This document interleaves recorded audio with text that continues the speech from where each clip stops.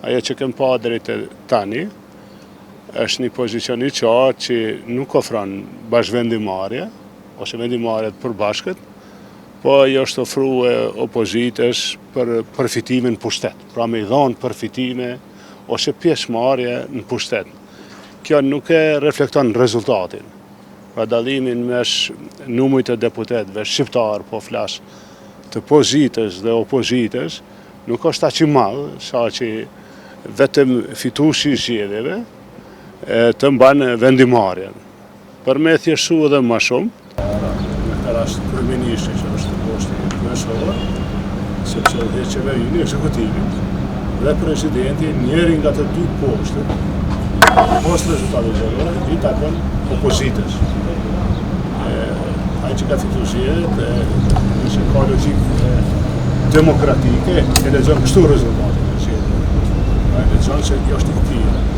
Nëse ka logjikë regjimi, e që në fakt kjo logjikë me Putin, ai nuk dëshiron vendimarrje përbashkët ose ndarje të vendimarrjes. Kurti po i kërkon të gjitha situatat ose pozitat ose institucionet vendimarrëse për vete dhe në një farë mënyrë po synon me poshtru opozitën, duke i ofruar vetëm përfitime të pushtetit, pra vetëm pjesëmarrje në qeverisje. Kjo nuk është ashtu si ka vendosur qytetari, kjo logjik, pra është logjika e regjimit.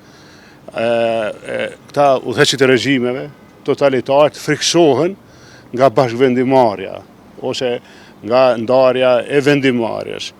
Unë mendoj që opozita mundet me ndihmu në krijimin e institucioneve, por kuptohet duhet të ketë bashkëvendimarrje, jo vetëm marrje pjesë në ekzekutiv që nënkupton pra vetëm përfitime për pushtet.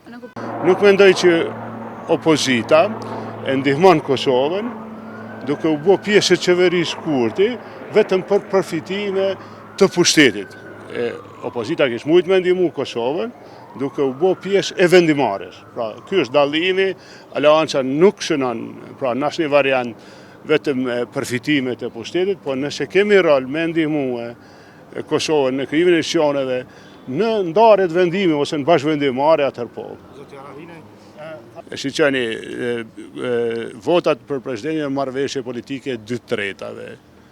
Duhet të sqarohet, pra a është një situatë e ndarjes së vendimeve. Pra nëse bëhet fjalë vetëm për pjesëmarrjen në pushtet, kuptohet se s'kem se me u kyç në diskutime.